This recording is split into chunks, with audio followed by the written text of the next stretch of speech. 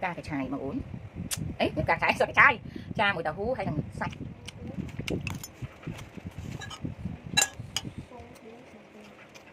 rút chết ngay miền Tây mỏng nhưng mà hai cho hôi như mình stop đi chứ nhưng làm cầm đái chùa tại chốn stop đi mỗi tên cà phê bay áp time cho hôi mùi tên cà phê bay time cho hôi mùi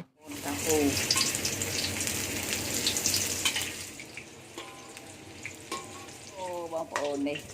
អញ្ចឹងគឺខ្ទឹមយើងសាច់យើងតែតិចឯងបងប្អូនខ្ញុំចូលចិត្តសាច់ខ្ទឹមក្រហមខ្ទឹមសគល់ខ្ទឹមចាដាក់អញ្ចឹងបងប្អូនឲ្យវាយ៉ាងស្រួយតិចចាំយើងបងប្អូនអញ្ចឹងខ្ញុំបានដាក់សាច់ចូលហើយនេះបងប្អូនណាថានេះបើសិនយើងមានឈាមជ្រូកខាត់បន្តិចទៅបងប្អូនណាពេលហ្នឹងទៅស្អ៊ីខាត់យើងយកពោវាណាត្រី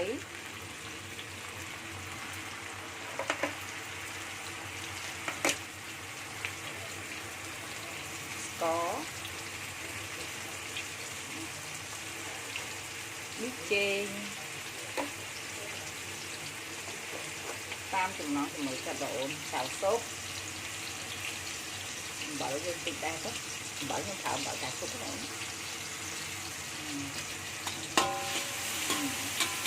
ាមនេះបងអូនថាឲ្យជាមួយហ្នឹងកាត់ទៅខាងហ្នឹងបងប្អូននេះចំនួនបាត់អានេះតែប៉ុណ្ណឹង